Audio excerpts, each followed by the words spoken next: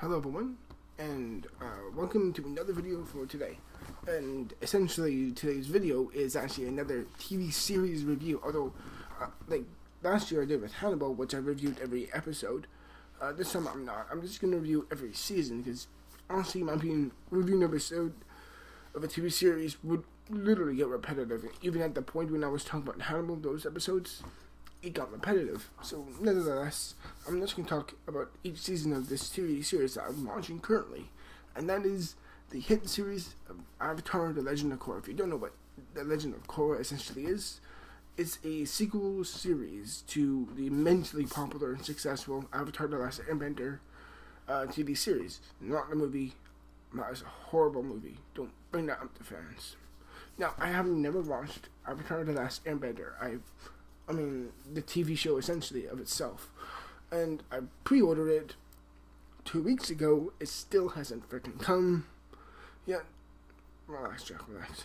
But nevertheless, I'm like, okay, I got impatient. So for me, I'm like, you want F it? I went to Netflix. I'm like, can I find it on Netflix at least? I'm like, no, but I could find Legend of Korra. So I finally got to see the TV series, Legend of Korra, essentially. And this is just my own little review of the first season of, which the title of it will be, well, the title of the first season will be in the title of this video, because as of right now, yeah, it's faded from memory at least. But nevertheless, in this season, in this series, it takes place at least so many years after the Avatar: The Last Airbender, where that ended off. 70 years in between, and in this time, we get to see this young new of the Avatar spirits. The chosen one, a girl named Korra, and she's a one kind of like the chosen. The new is like, it's kind of like a generational thing, I guess. Like at least it's passed on. So I don't know the full history of it, to be honest. But there's a young girl, probably who's like at least 17 years old, named Korra, and essentially she's part of the Southern Water tribe, essentially, and her mom and dad essentially sent her away to a place called, I think it was Earth Temple. No, god damn it, I forgot the city name, but she needs to go there, and so she could be trained by her uncle named Tenzin, who is the son of Aang from.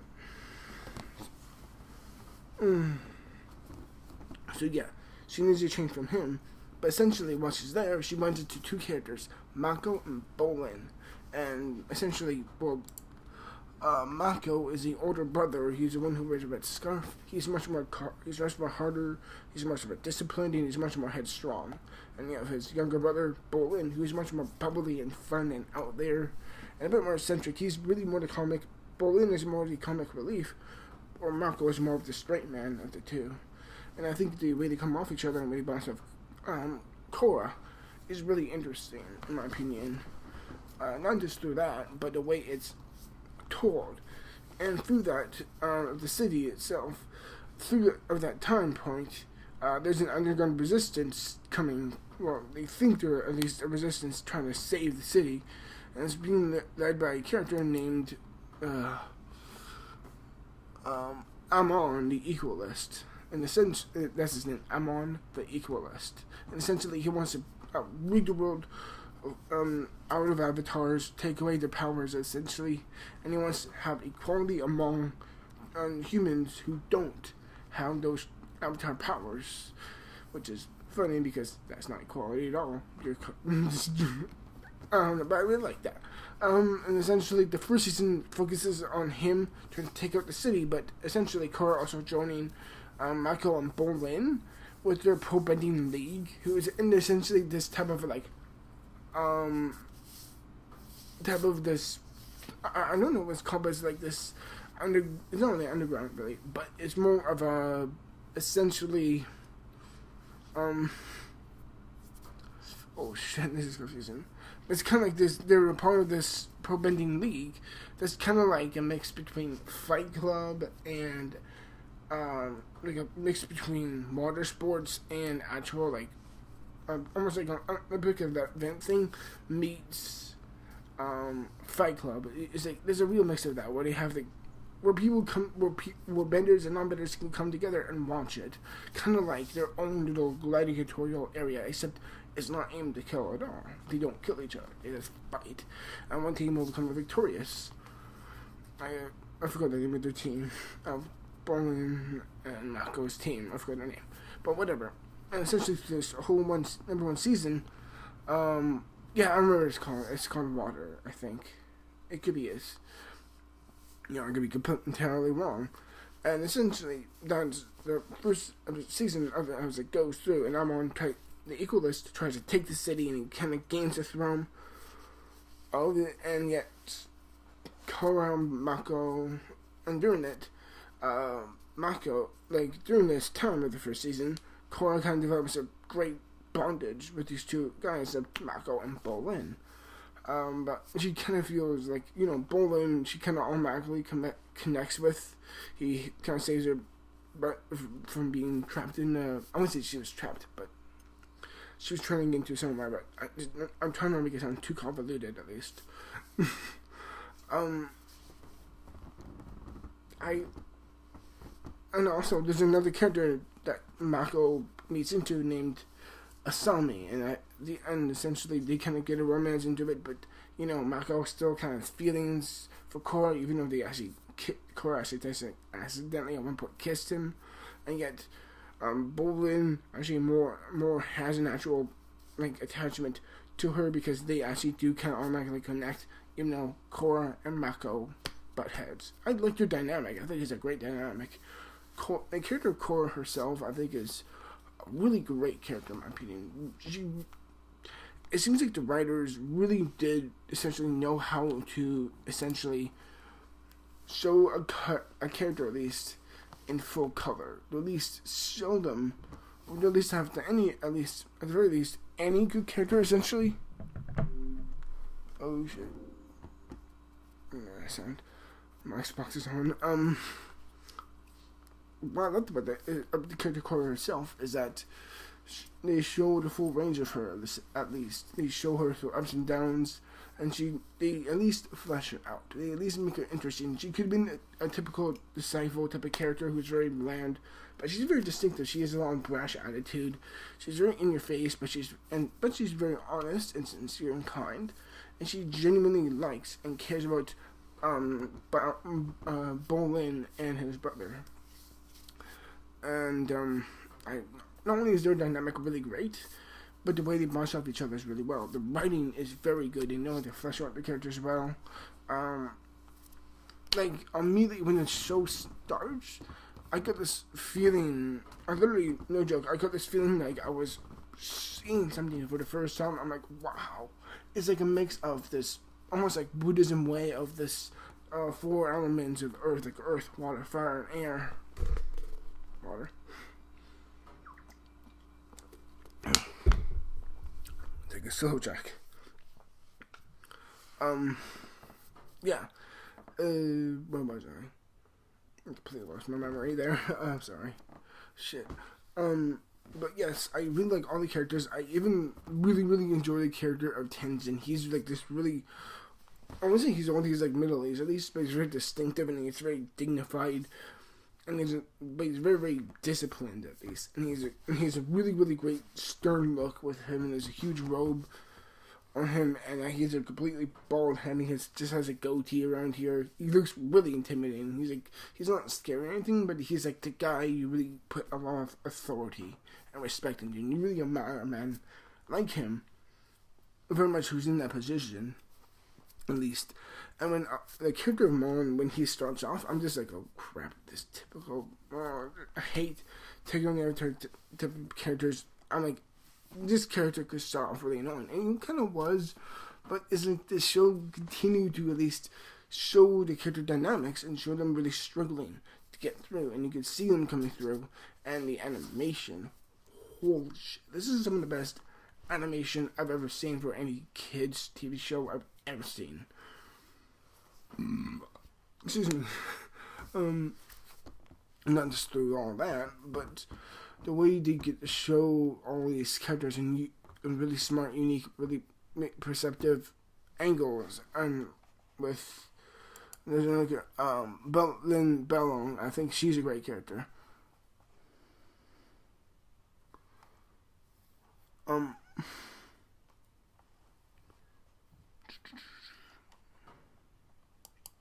What else? Oh yes, and I love there's just great stand-up moments for me. Some of the stand-up moments, for me, like because since I'm gonna essentially talk about the whole first season here, which of course down below you'll see spoilers. Essentially, Korra does essentially expose Amon for who he really is. He is like, well, everyone thinks he isn't. That he's not an average. At least they say he's human and that he can take your powers away, and they're kind of like, wait a minute. And Korra kind of exposes him to everyone, essentially, in the end, that he is. She essentially throws him into the ocean nearby the city, and he's just kind of rises out, like, there's like a big water spout coming from beneath him, like, and it shows, like, it's like, oh crap, caught red-handed. And Amon is chilling as everyone. He has a great calming voice. Voice, yes. There's some couple moments where I'm like, oh shit, he's terrifying. Not to mention blood bending. I'm not gonna spoil it. Actually, yeah, I'm fucking spoiling that. Amon can blood bend, and it's terrifying. Like, there's this flashback scene with Amon and his brother, and it shows him and his dad, and him and his brother being trained by his dad, and he essentially commands through blood bending, like these 6 wild wolves, and he commands them, and with them the control of their own blood, to do this weird synchronized dance, and yet it's kind of goofy, like all these weird wolves doing a dance, but it's like they're doing it against their own will. He's controlling their own blood. It's like literally watching an exorcism right in front of you. It's like you're completely at a loss of words. You're like, holy shit, that's terrifying. It's like the way they just give their little whimper for it. I was like, oh, like that. It's like, fuck, that's terrifying. The way they perceive what bloodbending is, how you can control someone through the blood, which makes me wonder, can earthbenders, people who are born of the unknown earth, essentially, can they also blood bend? And can they do that as well? Because through earth and the material of that, there's iron, and iron can be found within blood. So it makes me wonder if they can do that.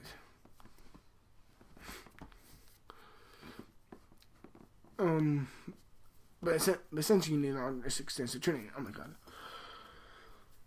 Nevertheless, it's a really terrifying scene, and there's definitely some true outstanding moments in the series for me, of this first season at least. I would say, 2 runner-ups for me is, one of them is that Korra, at some point, she essentially calls to Amon, and she's like, come on, we'll see you.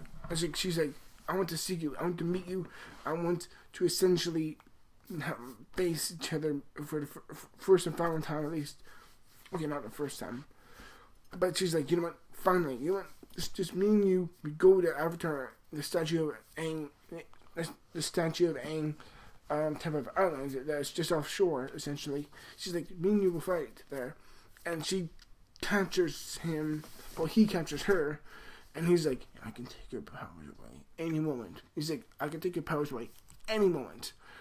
And he's just like, but I won't.